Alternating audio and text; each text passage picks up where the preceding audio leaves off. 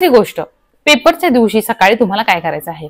बऱ्याचदा असं होतं की सकाळी उठणं, नाश्ता आणि त्या केंद्रापर्यंत सेंटरपर्यंत जाणं यातच तुमचा बराचसा वेळ जातो. जेव्हा तुम्ही सेंटरवर जाता आसपास पाहता की सगळीच मुलं काहीतरी वाचत आहेत आणि मग तुम्हालाही वाटतं की यार मी पण काहीतरी वाचलं पाहिजे. कुठलं तरी एक रॅन्डम पुस्तक काढता आणि तुम्ही वाचायला लागता. त्यापेक्षा एकतर काही वाचायचंच नाही आणि जर वाचूच वाटलं तर जसं आदल्या दिवशी कॉन्फिडन्स देणारा विषय तुम्ही वाचलेला आहे तोच विषय किंवा तेच टॉपिक्स तुम्हाला वाचायचे आहेत ज्याने तुमचा कॉन्फिडन्स बूस्ट होईल. नवीन काही त्या दिवशी वाचायचं नाही.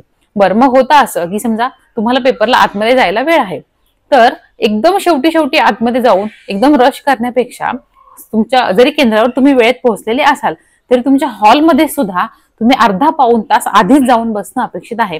त्यानं होतं काय की तुमचं माइंड थोडंसं रिलॅक्स होतं. मग त्या अर्ध्या पाऊण तासामध्ये करायचं काय. बरेचदा आसपासच्या मुलांशी आपण बोलत बसतो किंवा ह्याच्या त्याच्या तोंडाकडे पाहत बसतो आणि मग टेन्शन येतं. अरे हा तर खूप अनुभवी वाटतोय, अरे हा तर एकदम फ्रेशर वाटतोय, याचा तर सगळा अभ्यास झाला असेल.